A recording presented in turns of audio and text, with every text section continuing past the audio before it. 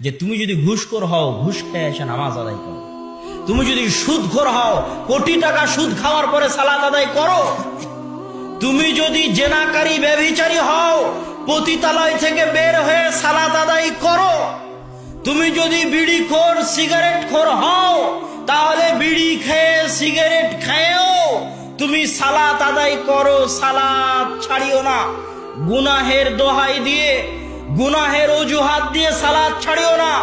যত বড় পাপী হও, যত বড় গুনাহগার হও, যত বড় গুনাহগার হও, যত বড় পাপী হও, সালাত ছাড়িও না। কেন? ইবনুল কাইয়িম রাহিমাহুল্লাহ বলছেন, তুমি যদি সালাত ছেড়ে দাও, একসাথে দুটো গুনাহ হবে। একে তো সুদ খাওয়ার গুনাহ, আর একটা হচ্ছে ওই সুদ খাওয়ার চাইতে লাখো গুণে কোটি গুণে বড় গুনাহ সালাত ছেড়ে দেওয়ার গুনাহ। তুমি এখন বিড়ি খালা, এই বিড়ি খাওয়ার গুনাহের চাইতে হাজারো গুণে, লাখো গুণে, কোটি গুণে বড় গুনাহ হচ্ছে সালাত ছেড়ে দেওয়ার গুনাহ।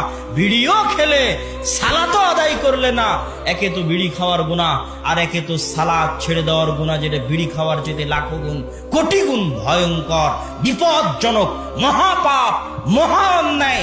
কেননা ওটা হচ্ছে আল্লাহর ওয়ার্ডার, আল্লাহর আদেশ।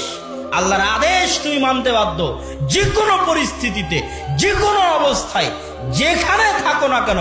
কোনো অজুহাত দিয়ে আল্লাহর আদেশ, বিশেষ করে সালাতের আদেশ থেকে বাঁচার কোনো উপায় নাই।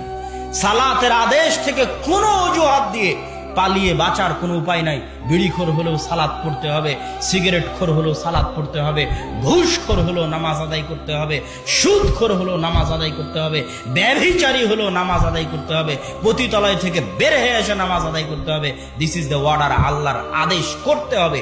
ইবনুল কাইয়িম রাহিমাহুল্লাহ বলছেন, শোনো, যদিও সালাত আদায় করে নেয়, তাহলে ওর সালাত আদায় যেহেতু আল্লাহর দরবারে কবুল হবে না। কেন? ওর সবই হারাম ইনকাম, বাড়ি হারাম, জামা হারাম, কাপড় হারাম, টাকা হারাম, ইনকাম হারাম, খাদ্যদ্রব্য হারাম। তার ওই সালাত আল্লাহর দরবারে কবুল হবে না। মানে সালাতের যত ফজিলত আছে, কোনো ফজিলত পাবে না। অনেক ফজিলত আছে সালাতের, এক সালাত থেকে আর এক সালাতের মধ্যে সব সগীরা গুনাহ মাফ হয়ে যায়। এটা সালাতের ফজিলত, কোনো ফজিলত পাবে না। কিন্তু সালাত ছেড়ে দেওয়ার যে ভয়ঙ্কর, জঘন্য, বিপজ্জনক গুনাহ ছিল, যেটা ওই সুদ খাওয়ার চাইতে, ঘুষ খাওয়ার চাইতে, বিড়ি খাওয়ার চাইতে শতগুণে লাখো গুণে বড় গুনাহ ছিল, ওই গুনাহ থেকে বেঁচে যাবে ফজিলত না পেলেও। বুঝাতে পারিনি মনে হয় আপনাদেরকে। যদি আপনি বিড়ি খাওয়ার পরে সালাত আদায় না করেন, একসাথে দুটো গুনাহ, বিড়ি খাওয়ার গুনাহ, বিড়ি খাওয়ার চাইতে শতগুণে লাখো গুণে বড় গুনাহ সালাত ছেড়ে দেওয়ার গুনাহ। সালাত আদায় করলেন, আপনার বিড়ির কারণে সালাত কবুল হয়, সালাতের কোনো ফজিলত পাবেন না। কিন্তু কি হলো? সালাত ছেড়ে দেওয়ার যে বিশাল বড় একটা গুনাহ ছিল, ওই গুনাহ থেকে আপনি বেঁচে গেলেন। বুঝাতে পারিনি মনে হয়, ওই গুনাহ থেকে আপনি বেঁচে গেলেন। সম্মানিত উপস্থিতি।